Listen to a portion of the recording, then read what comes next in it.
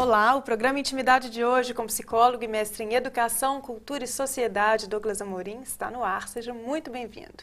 E você, já escreveu pra gente? Nosso endereço é douglasamorim@bhnews.tv.br. Você não precisa se identificar para participar. Nós estamos no canal 9 da NET, no canal 29 UHF e também na internet, bhnews.tv.br. Tudo bem, Douglas? Tudo bem, Patrícia? Olá, amigos e amigas da BH News. Mais uma vez, muito obrigado por nos receber aí na intimidade do seu lar. E sempre lembrando, gente, que o nosso programa é pautado por sugestões, opiniões e reflexões que precisam ser sempre avaliados por vocês. E a nossa intenção não é substituir as consultas a profissionais especializados. Não é isso, Patrícia? Isso mesmo, a gente repete todo o programa porque é importante frisar essas informações. Exatamente, é importante porque a ideia é tentar levar algum tipo de reflexão e de ajuda. E não fazer daqui necessariamente um consultório, porque não seria adequado. Exatamente. Então vamos lá, nossa primeira pergunta, a espectadora não quis se identificar. Então ela diz: olá, Dr. Douglas, fiquei muito feliz em ver que seu programa está de volta das férias. Nós também estamos muito felizes em estar de volta. Muito obrigada pela sua participação. Gostaria que você me esclarecesse uma coisa. Quando eu era criança, por volta dos 7 anos, minha mãe, que sempre foi muito rígida e religiosa, não podia me ver sorrindo e brincando com alguém de fora, pois ela dizia que moça não ficava dando gargalhadas para os outros. Eu cresci uma criança muito tímida e retraída. Hoje tenho 34 anos e acho lindo quando vejo alguém dando gargalhadas, sorrindo, me dá até inveja. Eu não sou assim. Meu marido fala que sou muito séria. Gostaria tanto de ser bem-humorada, divertida, mas não consigo. Será que isso vem dessa repreensão da minha mãe? Isso tem como mudar ainda? Um grande abraço. Ela diz. Primeiro, também estávamos com saudade de vocês. Voltamos das férias aí com toda energia para poder tentar ajudar de alguma forma. Bom, o primeiro aspecto que eu creio que seja importante nós discutirmos é sobre a formação da nossa personalidade, sabe, Patrícia? A formação da nossa personalidade, ela basicamente passa por 3 aspectos, que são os aspectos psicológicos propriamente ditos, os nossos aspectos biológicos, que é a configuração do nosso corpo, e também as questões de ordem sociocultural, porque nós o tempo todo sofremos influência do ambiente no qual nós estamos inseridos. E não tem como nós negarmos que a família é o grande grupo, primeiro grupo social que nós participamos. E como uma criança nasce praticamente desprovida de aprendizagem, é como se fosse uma página em branco e ali vão ser escritas várias coisas que vão compor a personalidade daquela criança. A partir do que ela recebe. Exatamente, de todos os estímulos que ela recebe e da questão de ordem física dela, da constituição cerebral, da parte biológica, que não tem como a gente desconsiderar. Então, primeira coisa, me parece que, assim, essa repressão da sua mãe, de uma forma conservadora, te influenciou de alguma forma, sim.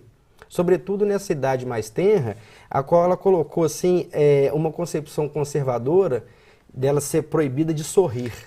Não é, Patrícia? E eu fiquei pensando assim, olha o formato da mentalidade. Parece que a pessoa sorrir é quase sendo colocado no sinônimo de ser vulgar. Parece aquela coisa antiga, assim, né, das nossas avós, bisavós. Moça não pode sorrir, moça não pode falar alto, moça não pode ficar de perna aberta, moça não pode falar palavrão, né? É isso, né? Tá dentro desse pacote. Tá, e esse pacote, sobretudo quando nós estamos falando, assim, do público feminino, é a repressão histórica que a mulher passou. Né? Só para vocês terem uma ideia, uma vez eu estava pesquisando, até lá para a minha dissertação lá de mestrado, no Brasil Colônia existia um dispositivo que chamava dispositivo legal vindo das ordenações do reino. As ordenações do reino eram as leis concebidas em Portugal e que eram trazidas para o Brasil. E tinha lá um dispositivo que era permitido emendar a mulher pelo uso da chibata. Então, historicamente, tem isso que a gente está conversando, sobretudo pela questão da mulher. Agora, o que eu penso também, sabe, é que em relação ao nosso aprendizado, partindo do pressuposto de que pai e mãe são pessoas mentalmente saudáveis, eu também não quero ficar aqui promovendo uma caça às bruxas não, sabe, Patrícia? de falar assim, a sua mãe é culpada, o seu pai é culpado, porque eu acho que isso não vai nos levar a lugar algum. Eu penso que eles deram o melhor que eles poderiam dar para a pessoa, só que nem sempre o melhor é o mais adequado. Né? Que como seres humanos, eles também vão errar, também vão ter as dificuldades. Tentando acertar também, né? E aí a gente começa a ver alguns erros que eu fico pensando. Por exemplo, proibir uma criança de sorrir é a mesma coisa de proibir um passarinho de voar. Né? Porque a criança, ela tem toda a energia da brincadeira, toda a energia do prazer, toda a descoberta do mundo. Então, proibir uma criança de sorrir, eu acho que é uma coisa assim quase criminosa, no meu modo de entender. Agora, a questão da gargalhada, né? Ela falou assim, porque mulher não pode ficar dando gargalhada para os outros. Mas a gente não ri, não é para os outros. A gente ri é para a gente mesmo. Né? É porque ou a gente achou graça em alguma coisa ou nós estamos felizes. E a gargalhada é tão espontâneo, né? E aí tira a espontaneidade da criança e aí cresce sem essa espontaneidade e se tolhe de tudo, né? E o que você colocou, Patrícia, é tão pertinente que quando nós pegamos lá o relato dela, ela disse assim, eu cresci uma criança tímida e retraída. Retraída, exatamente. Retraída, né? Essa questão da timidez e da retração. Ou seja, até que ponto eu fiquei pensando assim, você lá no seu colégio, com as coleguinhas e os coleguinhas, você ficava mais reservada, ficava mais isolada, evitava expor algum tipo de sentimento, algum tipo de pensamento. E nós vimos também com relação à questão da mulher, Patrícia, é frequente vir a reboque desse tipo de questão relacionada ao sorriso, questões de ordem sexual, né? Muitas mulheres não conseguem atingir o orgasmo, muitas mulheres evitam práticas sexuais com os namorados, com os maridos, que são práticas absolutamente salutares. E, no final das contas, vai gerando uma pessoa que vai se sentindo cerceada. E numa era, gente, que eu fico pensando assim, que a comunicação é tão importante para a gente, em aspectos afetivos, em aspectos profissionais, o bom humor, o sorriso, a capacidade de conversar com as pessoas nos abrem portas, Patrícia. Com certeza. Né? Quantas e quantas pessoas falam sobre isso? Outro dia eu estava escutando um consultor, salvo engano, é aquele Max Geringer do Fantástico, ele estava falando assim, é preciso que você dedique uma boa parcela do seu tempo para que as pessoas te vejam. Ou seja, além de você executar o seu trabalho do ponto de vista profissional, é importante que as pessoas vejam que você está executando o seu trabalho e nada mais importante do que pela via da comunicação. A gente já falou isso tanto aqui, né, que às vezes uma pessoa tão capaz, tão competente, não é vista, não é percebida, justamente por isso. Porque executa muito bem o seu trabalho e ponto, né? E não tem esse relacionamento, essa troca com as outras pessoas. Isso. E agora, tem uma coisa, uma notícia que eu queria dar, que é uma notícia boa. Você falou assim, que fica com inveja. Não precisa ter inveja, não. Vamos tentar organizar isso aí, que eu acho que você pode seguir um caminho legal. Quando eu estava lendo a sua pergunta, me vieram duas palavras assim com uma força muito grande à mente, que é a palavra expressão e a palavra sentimento. Por que, Patrícia, essas palavras me vieram à mente? Porque o que ela passou familiarmente foi uma proibição da expressão do sentimento. Sim. Por que eu estou dizendo isso? Porque ninguém consegue fazer com que o outro não sinta as coisas. Ninguém pode te impedir de sentir medo, saudade, alegria, paz, raiva, ciúme, etc, etc. Então, 3 caminhos para você seguir. Primeiro deles é você entender que internamente você não perdeu a capacidade de sentir, né, que é o fundamental. O segundo é para você desautorizar essa lei que a sua mãe colocou para você. E a terceira é exercitar o sorriso o máximo possível. Ótimo. Eu queria, você deu as dicas aí, Douglas, mas eu queria te fazer uma pergunta que eu acho que é importante, que pode ajudar essa espectadora e outras também. É o seguinte, existe uma maneira da pessoa não se deixar influenciar ou contaminar tanto pela criação ou pelas questões familiares, para não chegar nesse ponto aos 34 anos com essa sensação, com essa repressão toda? Não, eu não acredito. Não acredito por um motivo muito simples. É porque quando a gente está falando da formação da personalidade de um ser humano, ele ainda não tem uma capacidade de formalização de um juízo crítico, de avaliação. Ó, isso vai ser bom para mim, isso não vai ser. Ele vai simplesmente absorvendo, absorvendo, absorvendo, absorvendo. Eu entendo que quando a pessoa ela começa a entrar na adolescência, é que ela tem uma condição melhor de avaliar esse né? tipo de coisa, de ter uma capacidade de discernimento e, consequentemente, agir diferente. Ok, vamos fazer uma coisa diferente? Eu vou ler a próxima pergunta agora, o nosso tempo está acabando, e aí você responde no próximo bloco, pode ser? Perfeito, Patrícia. Então vamos lá. A próxima pergunta a pessoa também não se identificou, tá? Então ela diz, Douglas, tenho 31 anos e comecei a sair com um novo paquera. Mas depois de um mês que estávamos juntos, eu descobri que ele saiu com outra pessoa durante esse tempo em que estava comigo. Estou muito envolvida e estava investindo de verdade nessa relação. Ele me trata super bem e parece estar muito interessado também. Penso muito em casar, construir uma família e acho que já estou ficando velha, pois não consegui ninguém até hoje. O que você acha que eu devo fazer em relação a isso? Fingir que não sei de nada e continuar com ele? Ou digo que eu descobri e termino tudo? Me ajude, por favor. Acho que nós vamos deixar o pessoal curioso para o próximo bloco, né, Patrícia? Vamos lá, a gente vai para o intervalo e no próximo bloco, resposta. Até lá.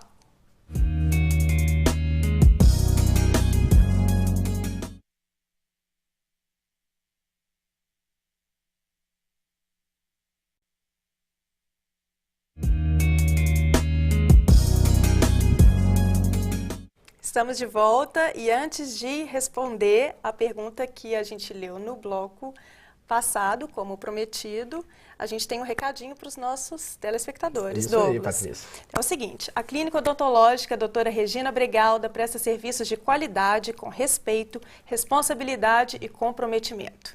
Especializada em implantes e clareamento dentário, planeja cada tratamento com técnicas modernas e de maneira individualizada. Então, não perca tempo, marque uma avaliação gratuita. Ligue 3225-0840. Clínica doutora Regina Bregalda, odontologia especializada. Avenida Afonso Pena, 3355, sala 403. Isso aí. Então, vamos lá. Vamos voltar na pergunta, porque essa pergunta aqui vai dar o que falar. Bom, aspecto número 1. Gente, nós vivemos uma época que ela é muito diferente da época dos nossos pais e dos nossos avós, Patrícia. É que nós não somos tão velhos assim, mas acho que até para os nossos... Mas as coisas têm mudado tanto que está dando um espaço imenso, né? Isso. Antigamente, se um homem estava saindo com uma mulher por volta de um mês, já era quase casamento. Era um compromisso. Né? Isso já tinha representatividade, um compromisso. Só que nos tempos atuais, não. Desde da questão do ficar, que eu vejo que aqui no Brasil começou de uma forma mais forte na década de 80, no final da década de 80, eu vejo, às vezes, pessoas que estão ficando 1, 2, 3, 5 meses, não estabeleceram nenhum tipo de vinculação, de responsabilidade, e estão na questão do ficar, que é o que a nossa telespectadora está dizendo. Então, olha só, tem um mês que vocês estão ficando, né? E dentro desse mês, e você falando que ele está te tratando bem, eu não consigo ver se o fato dele te tratar bem quer dizer que, do ponto de vista afetivo, ele está se envolvendo. Nos tempos atuais, isso é muito diferente. E aí eu comecei a me perguntar em relação à questão das expectativas que ela está levantando, Patrícia. Olha, tem uma coisa que vem acontecendo no meu consultório com muita frequência.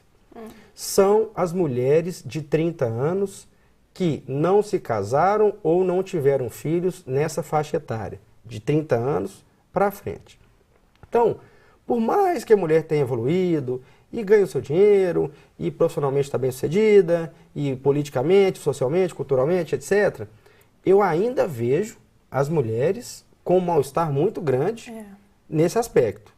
Não sei se você concorda com essa ideia, Patrícia. Plenamente, concordo plenamente. Agora, por quê? Assim, e tem jeito de explicar isso? Por que 30 anos? Porque realmente um marco, né? 30 anos é realmente... É uma data, assim, é uma idade pavorosa para algumas, né? E ótima para as outras que estão bem resolvidas. Mas por que os 30 anos? Eu penso que 30 anos, agora, assim, eu estou sendo absolutamente opinativo agora, não estou falando isso baseado em estudo algum. A impressão que eu tenho é que dos 30 aos 40 anos, na cabeça da mulher, é o resto de juventude e de capacidade de aparência, de feminilidade, de beleza que ela tem. E, além disso, questões de ordem biológica no tocante a ter ou não filhos. Então, eu penso nessas duas coisas e muito de um temor assim, ah, meu Deus, depois que eu fizer 32, 33, 35, eu tô feio e nenhum homem vai me querer. Eu vejo nessas duas direções, sabe, Patrícia? E um aspecto que eu já tratei aqui no Intimidade com o pessoal de casa é que existem vários pensadores de muitas áreas no mundo inteiro investigando esse tipo de questionamento, que muitas vezes é simbolizado, a queixa das mulheres é, ah, eu não estou encontrando uma pessoa para ter relacionamentos profundos, só superficiais. E aí, eu vou até dar uma dica de um livro, que eu já falei algumas vezes, mas eu quero voltar nele, que é o livro intitulado Amor Líquido, de um sociólogo chamado Zygmunt Bauman. É um sujeito muito lido atualmente, leitura fácil, não é nada do ponto de vista técnico, complicado, mas lá ele trata do seguinte, ele coloca que hoje as pessoas elas estão em busca da realização de prazer, da realização desse prazer de forma imediata, e que na concepção dele, Patrícia, a nossa era é marcada por uma ausência de vontade de comprometimento com o outro. Ou seja, eu uso o outro como se fosse um objeto, enquanto tem a parte boa. A parte ruim... Depois descarta que é a parte boa do outro. É a parte ruim, eu não quero saber se ela tem problema de família, se ela tem problema com dinheiro, se ela está endividada, eu não quero saber. Eu quero só a parte boa, que é passear, que é o sexo, que é, assim, o prazer, no final das contas. Agora, uma dúvida, assim, porque isso é, como você fala, e eu também observo isso, cada vez mais comum, né? As mulheres, essa fala, ah, não consigo achar ninguém que me leve a sério, que queira um compromisso. Agora, também tem muitos homens nessa busca, muitos homens também falam isso. E por que não há um encontro aí? Onde estão essas pessoas que não se encontram? Né? Assim, a coisa está funcionando meio como se fosse uma conversa de surdos. No final das contas. Porque se homens estão procurando mulheres, mulheres estão procurando homens, porque eles não se encontram, né? Agora, é um pouco complicado de falar do ponto de vista estatístico, porque eu não tenho essa numeração para dizer. Agora, o que eu posso falar, né, eu vou falar como o Rubem Alves falava do consultório dele, que ele faz um verdadeiro curso de escutatória, né, que ele fica escutando as pessoas no dia a dia, eu escuto muito mais mulheres reclamando do que homens. Mas, de fato, eu escuto homens também. Agora, quando eu escuto os homens, a impressão que eu tenho, eu estava conversando sobre sobre isso com uma pessoa hoje, foi muito interessante, que ela estava falando assim comigo, eu quero, em relação à questão do movimento feminista, eu quero copiar a parte boa dos homens, não é a parte ruim dos homens, porque muitos homens estão falando que as mulheres estão promíscuas, que as mulheres estão traindo mais. Até teve uma pesquisa, salvo engano, passou hoje no programa do Roberto Zampetti, mais cedo, ela lançou uma enquete lá no Facebook, falando assim, as mulheres estão traindo mais ou no mesmo nível que os homens? Opinem, que aí ela iria trabalhar sobre isso no programa dela mais à noite. E eu abri para ver os vários comentários e muitas mulheres estavam falando que de fato estavam fazendo isso. E se formos parar para pensar, traição até poucos anos atrás era uma característica muito mais do homem do que da mulher. Então tá aí esse diálogo de surdos e que as pessoas às vezes ficam perdidas. Agora, dicas para ela que eu acho que são importantes, claro, Patrícia. Vamos lá. Bom, você colocou aí algumas saídas. A primeira foi a de fingir, né? Bom, fingir que nada aconteceu e tocar para frente. Aliás, Patrícia, o que você acha disso? Né, assim, vou imaginar assim, se ela escolhesse fingir, o que você acha onde que você acha que isso podia parar?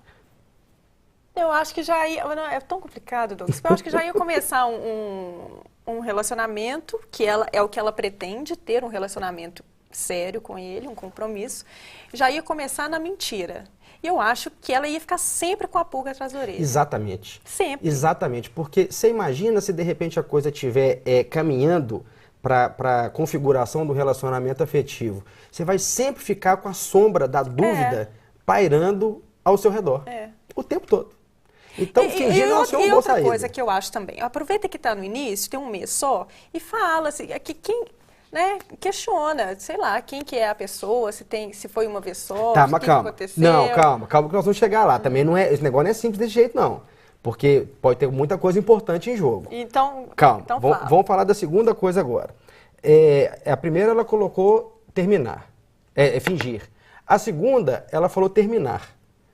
Gente, se chegar e terminar isso agora de uma forma impulsiva, que eu estou indo nas soluções que ela estava apontando, viu, Patrícia?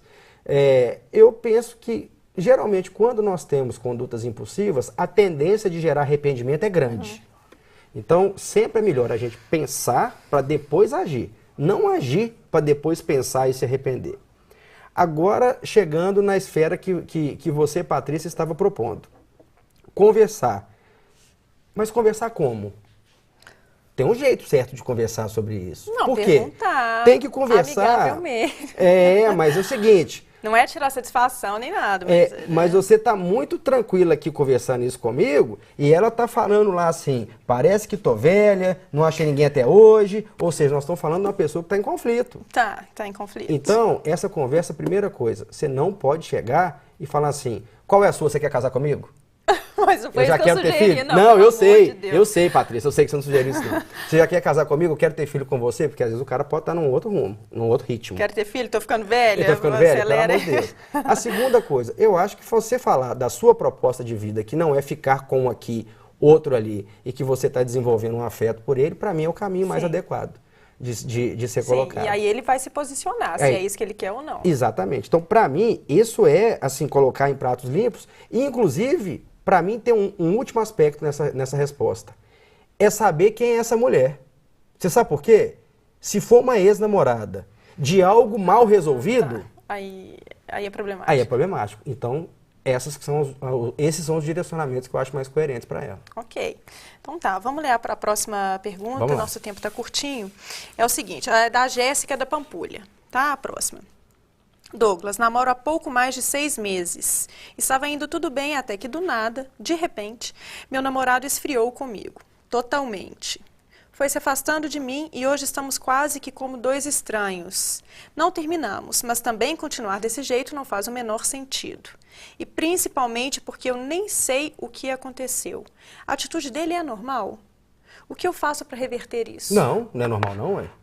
Não é normal não. Ué. 6 meses? Esfriando? Não tem nada normal. Muito cedo para esfriar, não, né? Não tem nada normal nisso, não. Ó, primeiro, a gente... Pera aí, gente. O povo todo tá rindo aqui no estúdio, mas a coisa é séria. Olha só, o povo tá rindo não é de você que mandou a pergunta não, viu, Jéssica? Estão rindo é de mim, viu? É do meu jeito, que é meio estranho às vezes. Bom, mas vamos lá. Claro que a gente não fica apaixonado por uma pessoa que a gente desenvolve um relacionamento do mesmo modo.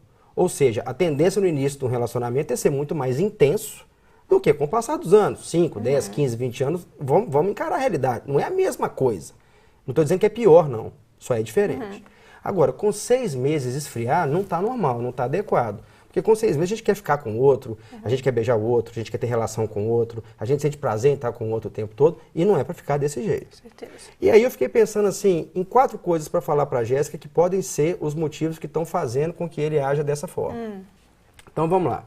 Primeiro, pode ser uma pessoa mais retraída, Patrícia, que está passando por conflitos.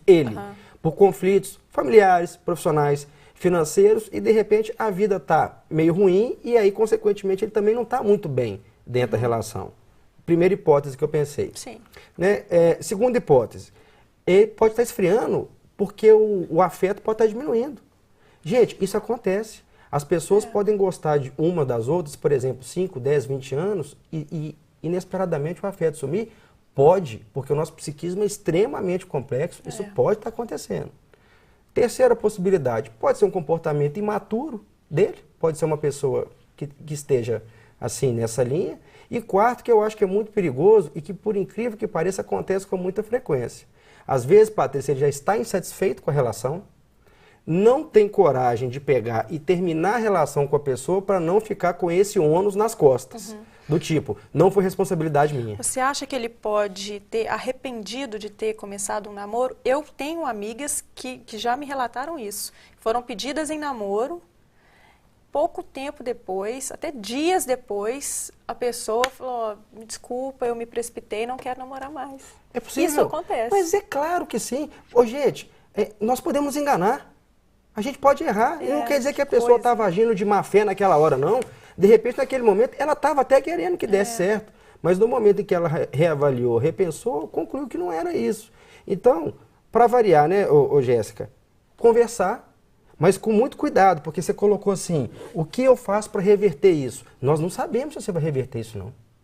Nem se é possível.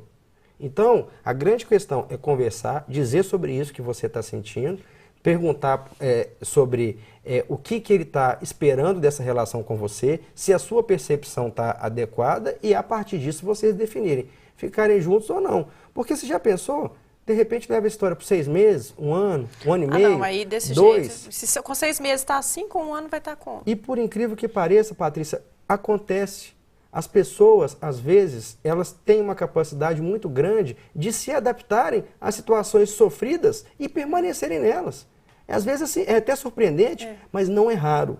Então, eu sempre sou a favor da gente abreviar o sofrimento. Né? Sempre que a gente detectar uma determinada situação, refletirmos sobre ela e partirmos para a resolução. E não ficar com esse famoso empurrar a coisa com a barriga em nenhum aspecto. Profissional, familiar, social, afetivo e por aí afora.